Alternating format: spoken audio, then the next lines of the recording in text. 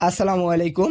অনেক প্রবাসী ভাইয়েরা আছেন যারা দীর্ঘ সময় বিদেশে হাড়ভাঙা খাটুনি শেষে দেশে ফিরে স্থায়ী কিছু করতে চান।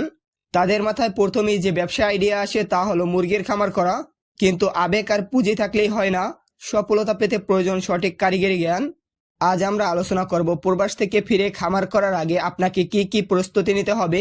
প্রথমেই মনে রাখবেন, খামার পরিচালনা করা একটি শিল্প। টাকার জোরে খামার দেবেন না।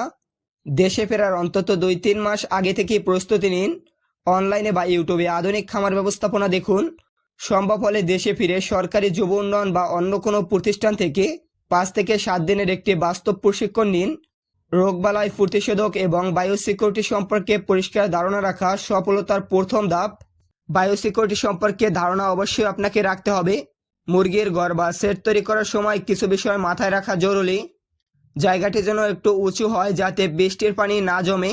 বাতাস চলাচলের সময় ঘরটি অবশ্যই উত্তর দক্ষিণ লম্বালম্বী হতে হবে। আশেপাশে যেন প্রচুর গাছপালা থাকে এবং এলাকাটি যেন কোলাহলমুক্ত হয়।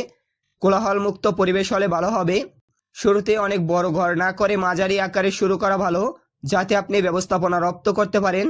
আপনি কি পালন করবেন, ব্রয়লার, লেয়ার নাকি সোনালী মুরগি? দ্রুত ক্যাশ হাতে পেতে চাইলে ব্রয়লার মুরগি পালন করা উত্তম। ডিমের জন্য লেয়ার এবং দীর্ঘমেয়াদী আয়ের উৎস। আর বর্তমান বাজারে সোনালী মুরগির চাহিদা তুঙ্গে। মাংসের জন্য টাইগার অথবা কালারবাট মুরগি উত্তম হবে। তবে খামার শুরু করার আগে আপনার এলাকার বাজার কোন মুরগির চাহিদা কেমন এবং বাচ্চা বা ফিট কোথায় থেকে কম দামে পাওয়া যাবে, সেই বাজারের জরিপটি অবশ্যই আপনাকে নিজ হাতে যাচাই বাছাই করে নিতে হবে। মনে রাখবেন, মুরগির খাবার লাভ যেমন বেশি, ঝুঁকিও তেমন আছে। ভ্যাকসিন শিডিউল কখনোই মিস করা যাবে না। খামারে বহিরাগত মানুষের প্রবেশ নিষেধ করতে হবে। আর সবসময় ব্যাকআপ মূলধন বা ইমার্জেন্সি ফান্ড হাতে রাখতে হবে, যাতে ফিডের দাম বাড়লে বা কোনো সমস্যায় খামার বন্ধ না হয়ে যায়। প্রবাসীদের কষ্ট গুছিয়ে নিজের দেশে উদ্যোক্তা হন।